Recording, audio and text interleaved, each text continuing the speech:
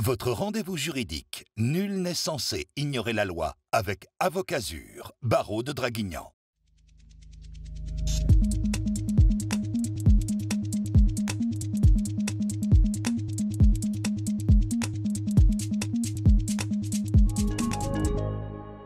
Bonjour à tous, très heureux de vous retrouver pour ce nouveau numéro de Nul n'est censé ignorer la loi, votre rendez-vous de conseil juridique sur Azur TV. Une émission que nous enregistrons toujours depuis la bibliothèque de l'Ordre des avocats de Draguignan.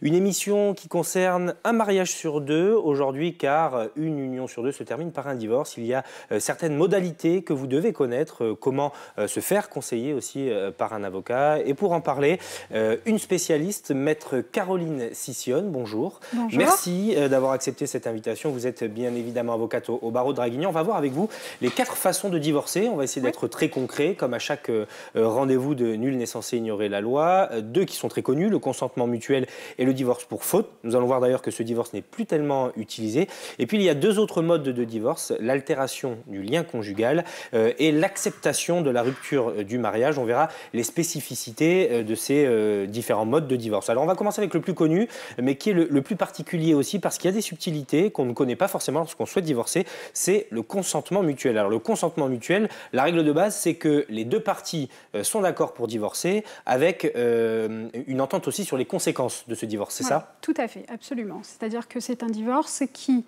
donc on le sait, on l'entend souvent, est en principe le plus rapide aussi, effectivement. Alors même si on entend parfois entre 3 ou 4 mois, ce serait plutôt entre 6 et 8 mois, mais c'est un divorce qui peut se faire relativement rapidement, puisqu'en effet, les personnes sont non seulement d'accord pour divorcer, mais également sur toutes les conséquences du divorce, que ce soit concernant les enfants, concernant les biens immobiliers, les éventuelles dettes du couple. Tous les problèmes doivent être réglés en amont, avant de passer devant le juge, et évidemment, donc, les époux doivent être d'accord sur toutes les conséquences de ce divorce. C'est ce qui fait la différence, notamment avec l'acceptation de la rupture du mariage, où on n'est pas d'accord sur ses conséquences. On y reviendra tout à l'heure. Il y a une spécificité aussi de ce divorce, c'est qu'on peut consulter le même avocat.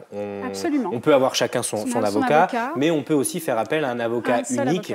Dans le cas d'une entente parfaite, c'est d'ailleurs peut-être la meilleure solution, parce que les choses vont certainement plus vite, j'imagine. Également, tout à fait. C'est la spécificité effectivement du consentement mutuel. On peut avoir un seul avocat, à condition bien entendu d'être d'accord dès le départ. C'est-à-dire que l'avocat qui va recevoir un couple pour ce consentement mutuel va d'abord s'assurer effectivement que chacune des parties est d'accord sur les conséquences du divorce et que également, chacune des parties est préservée aussi dans ses droits. Si tel est le cas, le seul avocat choisi va pouvoir déposer la requête et la convention afin d'homologation devant le juge aux affaires familiales. Alors, on verra que d'ailleurs, ce juge aux affaires familiales, on le retrouve évidemment dans toutes les procédures de divorce. C'est lui qui statue sur la véracité ou en tout cas le bien fondé d'un divorce. On verra aussi qu'on peut refuser un divorce en consentement mutuel, que ce juge peut le refuser. Je voudrais d'abord qu'on parle de ce qui se passe avant d'être confronté au juge, avant de déposer la requête. Vous l'avez dit, on prépare ce divorce en se mettant d'accord. Est-ce qu'on fait cette démarche en présence d'un avocat? Est-ce qu'il y a des documents officiels à remplir, ou une simple déclaration de bonne foi peut suffire? Non, évidemment, il faut prendre rendez-vous auprès d'un avocat, lequel va vous aider à préparer votre dossier, effectivement en vous demandant les documents relatifs, eh bien, j'allais dire, une photo, on va dire, du couple, c'est-à-dire évidemment tous les actes d'état civil, mais également tous les justificatifs de revenus, le contrat de mariage s'il y en a un, les actes notariés s'il y en a, de donation, d'achat de biens immobiliers, etc. Il faut récupérer tous ces documents pour donner ensuite, effectivement, dans la convention, un état des lieux précis de la situation du couple pour être bien certain qu'aucun des deux n'est lésé dans le cadre du divorce. Alors, dans ce cas précis, parce que c'est aussi l'objectif de cette émission, de comprendre le rôle de l'avocat, on est plus dans un rôle de conseil que d'une étude, des pièces fortes de la partie adverse. Il n'y a pas de partie adverse d'ailleurs. Non, et souvent les gens viennent d'ailleurs avec, ils en ont déjà discuté entre eux et peut-être parfois des idées préconçues sur certaines choses, notamment sur l'éventualité d'une prestation compensatoire ou même sur le montant qui va être fixé pour la contribution à l'entretien et à l'éducation des enfants lorsqu'il y en a. Évidemment, notre rôle est de les conseiller conseiller en fonction de leur situation spécifique, qui va être notamment la durée du mariage, les revenus de chacun, leur droit à la retraite. Ça va être relatif donc à la question de la prestation compensatoire. Est-ce que oui ou non l'un des deux époux est éligible à cette prestation compensatoire, et après, si oui, quel est le montant qu'on va fixer. En ce qui concerne les enfants, s'ils sont d'accord sur une résidence alternée ou sur la résidence chez l'un des deux parents. Et ensuite, pareil pour la fixation de la contribution, du montant de cette contribution, qu'on appelle vulgairement une pension alimentaire.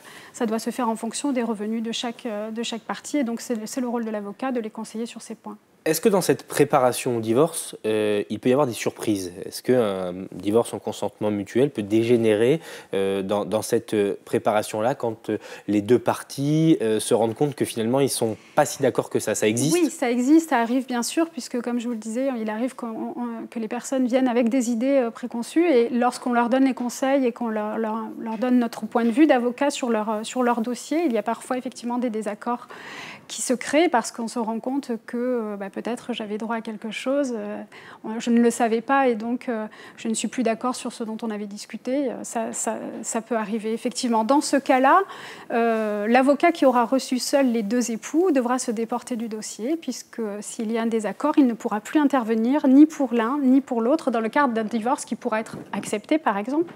On bascule sur une autre procédure. Sur une autre procédure qui n'est pas nécessairement contentieuse à 100%, mais qui nécessite deux avocats.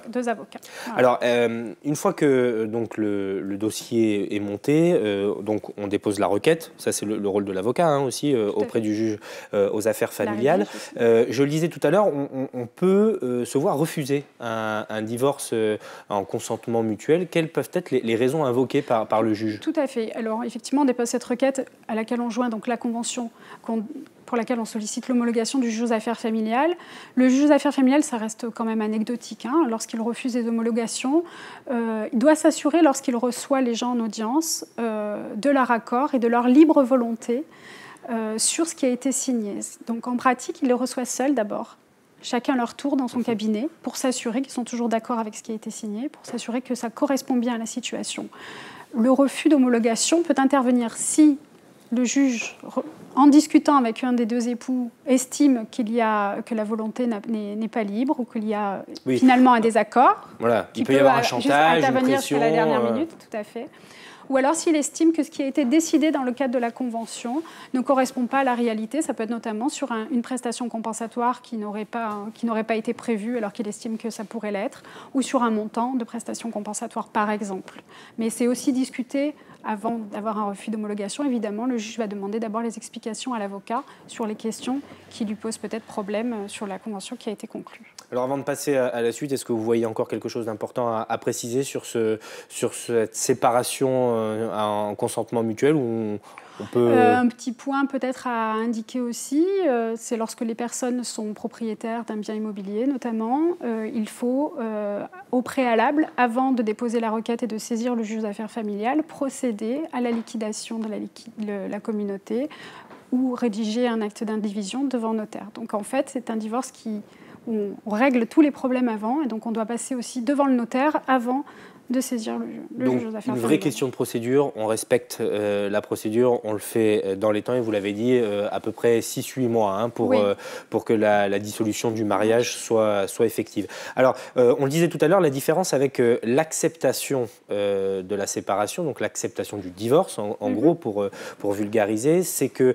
dans ce deuxième mode de séparation, on n'est pas d'accord sur les conséquences que va engendrer ce divorce, notamment sur un bien immobilier, sur la pension alimentaire, sur la garde des enfants. Donc on est d'accord pour divorcer, l'acceptation de la rupture du mariage, c'est le terme exact, mais on a besoin d'une audience, de l'expertise d'un juge aux affaires familiales et des conseils d'un avocat pour déterminer les conséquences de ce divorce. Tout à fait. C'est la procédure de divorce qui est la plus courante et la plus usitée, puisqu'effectivement, aujourd'hui, grand nombre de personnes peuvent être d'accord pour divorcer, mais ensuite, comme vous venez de le dire, ont des difficultés pour fixer les conséquences, bien immobilier, enfants, la plupart du temps aussi quand même, et prestations compensatoires éventuellement.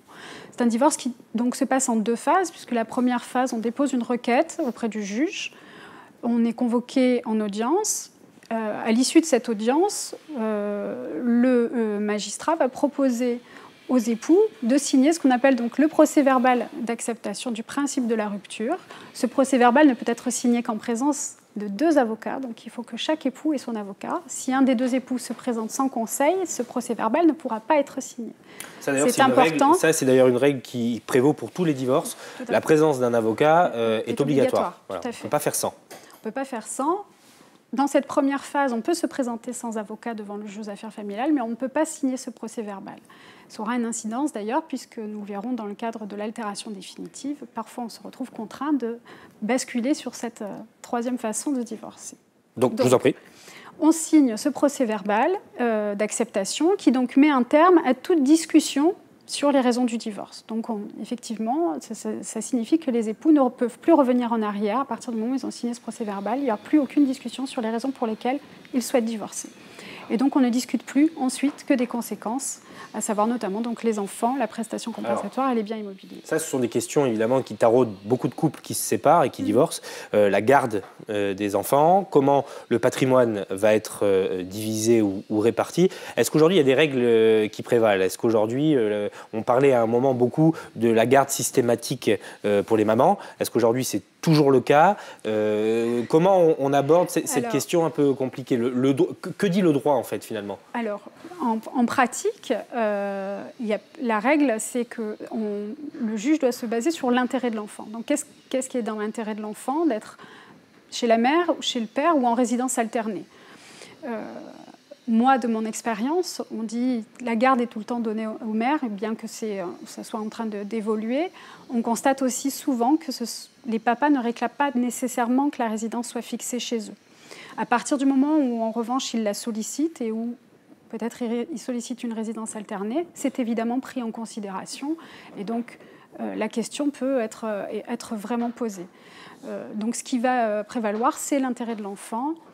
La plupart du temps, quand même, heureusement, les enfants sont aussi bien chez l'un que chez l'autre, et donc ça va être en fonction de la demande qui est faite. Pour le patrimoine, là, un notaire peut rentrer en jeu aussi ou pas? Parce que dans le cas d'un achat d'appartement avant le mariage, dans le cas d'un appartement acheté en commun, dans le cas d'un mariage sous la communauté de biens, sous la séparation de biens, tout ça, ce sont des questions qui sont étudiées, évidemment. Bien sûr, mais au stade du divorce, nous ne faisons qu'évoquer, une photo, on va dire, du patrimoine des époux en faisant des propositions sur la façon dont on veut que ça soit liquidé et partagé. Le partage n'intervient qu'après le divorce, lorsque l'on doit aller donc devant le notaire pour liquider la communauté. Ça peut se faire en amont, dans le cadre de la procédure, s'il y a un accord des époux sur ce point. Donc là, le rôle de l'avocat est évidemment de conseiller, mais aussi d'agir. Vous vous mettez en lien avec l'avocat adverse. Est-ce qu'il y a des discussions? Tout à fait, ça peut tout à fait se faire. D'ailleurs, souvent dans l'intérêt de nos clients respectifs, de quand même trouver un accord. Donc, il y a une tentative de conciliation, je crois, hein, aussi.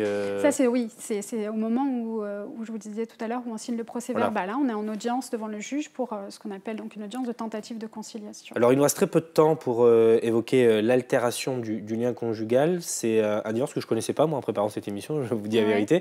C'est quand finalement, voilà, le sentiment amoureux s'est un petit peu évadé. Mais par contre, c'est très encadré hein, par le droit. Je crois qu'il faut qu'il y ait 2 ans de séparation de vie commune. Tout à fait. Ça, c'est l'exigence pour procéder à ce mode de divorce. Ce mode de divorce, qui va intervenir effectivement dans des situations qui sont un peu plus particulières. Alors, soit, par exemple, comme je vous le disais tout à l'heure, lorsqu'un des 2 époux se présente sans avocat et décide, par exemple, de ne pas prendre d'avocat, et de laisser l'autre en fait gérer la procédure de divorce, eh bien, s'il n'y a pas de faute à reprocher et qu'on n'a pas pu signer ce fameux procès-verbal, on se voit contraint de passer par une altération définitive du lien conjugal et donc d'attendre parfois qu'il y ait ces 2 ans de séparation, puisque c'est un délai qui est strict. Et qu'on doit prouver effectivement, lorsqu'on sollicite ce divorce-là, qu'il y a bien eu 2 ans. Donc les magistrats sont très exigeants sur cette question, et donc ils exigent effectivement qu'on puisse démontrer, alors ça peut être démontré par le biais d'un bail qu'on aurait depuis telle date, ou alors on prend date à la date de l'ordonnance de non-conciliation et on attend les 2 ans. Les 2 ans et on fait constater 2 ans après. Voilà, solliciter le divorce. Pour terminer, le divorce pour faute, c'était en cas de violence, en cas d'adultère, il fallait prouver les photos, des certificats médicaux. Je pensais que c'était encore quand même un divorce très très, très prégnant dans les cas de séparation. Vous me disiez que non, en préparant cette émission. On le voit moins aussi parce que ça reste très pénible. Hein, pour les gens quand même d'être obligés de raconter, d'étaler leur vie, même si c'est simplement à un tribunal, c'est quand même assez pénible d'être obligé d'aller fouiller dans des choses peu agréables. Et puis aussi, finalement, ça n'est plus qu'une question de principe aujourd'hui, puisque si on sollicite un divorce pour faute et qu'on l'obtient, évidemment, sur ce jugement, il va être noté divorce au tort exclusif de Monsieur X ou de Madame Y. Mais ça n'est qu'une question de principe, je dis, puisque la seule conséquence, c'est que c'est écrit dans un jugement qui n'intervient qu'entre deux personnes. Et donc il y a aussi beaucoup de gens qui aujourd'hui disent bon, je ne veux pas partir en guerre, on est d'accord pour divorcer, divorçons, et on passe à autre chose. Voilà. Merci beaucoup, Maître Caroline Sissionne. Je rappelle que vous pouvez bien entendu consulter un avocat lors d'un problème juridique. C'est l'objectif de cette émission, surtout dans les cas de divorce. Donc n'hésitez vraiment pas. Merci de nous avoir suivis pour ce nouveau rendez-vous de Nul n'est censé ignorer la loi. On se retrouve dans 15 jours pour évoquer ensemble le droit des étrangers. Très bonne fin de programme sur Azur TV.